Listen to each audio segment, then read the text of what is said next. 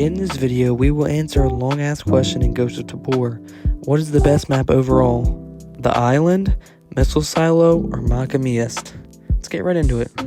Now, Macamiest is the newest map on this list, and it has its upsides and downsides, similar to the other maps. While having 2 purple keycard vaults, Maca also has lots of weapons, and there are 2 tents and all around the city. The purple keycards are valuable as always. I would say the Maca vaults would be second with Island, and Missile Silo at third, with Island at first. While Maca is great, it definitely has its downsides. It is a darker map, making visibility harder. It also has lots and lots of NPCs which constantly shoot you, which can really bring down your health and waste your much needed ammo that you need to survive.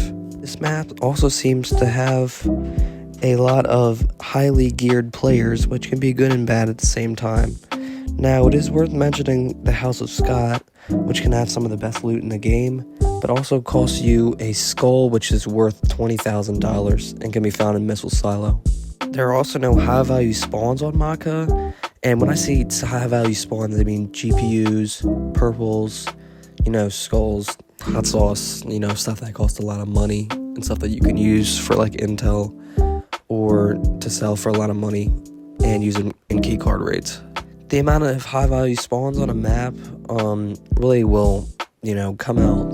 It will make a big difference in the end when we decide what the best map is. The next map is Missile Silo. Now, Missile Silo is a great map for many reasons. Silo has a boss, Kurtek, who is arguably the best mask and one of the best guns in the game. The Auto SKS or Golden SKS. He also has goons with some of my favorite guns in the game, like the VSS and the UMP. Missile Silo always has lots of other benefits too. It has some of the best money-making methods in Tabor, which you can see in another video on this channel that will be out soon. Also, Missile Silo has a purple keycard vault, which can be good at times, but is mostly middle of the line in my experience. If you have other experiences, please feel differently, leave them in the comments, because, I haven't run Silo Vault that many times. I'd say 3 or 4 times, and it's just been kind of middle of the road in my experience.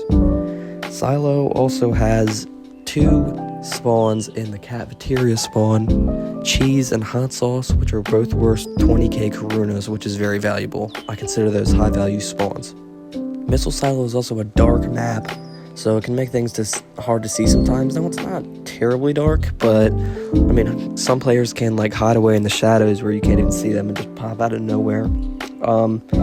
It's also hard to traverse sometimes, as you have to climb up many ladders and you could really get shot because you're open at those points, but it's not terrible either. There's ladders you can use, there's stairs, so there is a good way to get around the map. The best way, in my opinion, is to go to the box spawn and then walk up all the stairs, and you can get to all the levels that way. Now, Maca can also be frustrating at times because the Kurtek boss is very rare, and when he does actually spawn, if you don't really have anything, he's gonna kill you. He's really powerful. And he's not even gonna come there when you have no luck.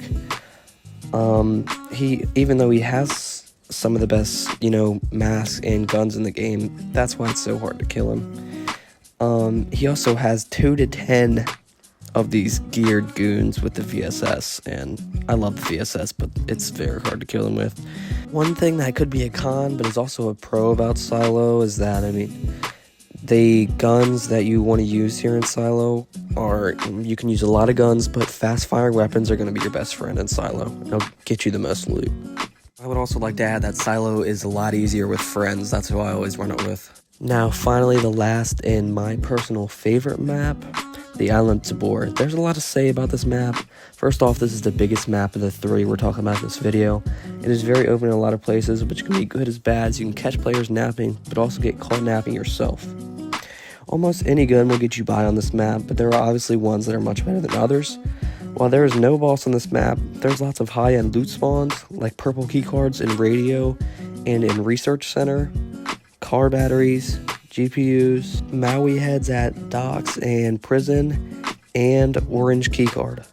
Now, this map also has 2 vaults, one on prison and one in orange keycard, which is in research at the garage.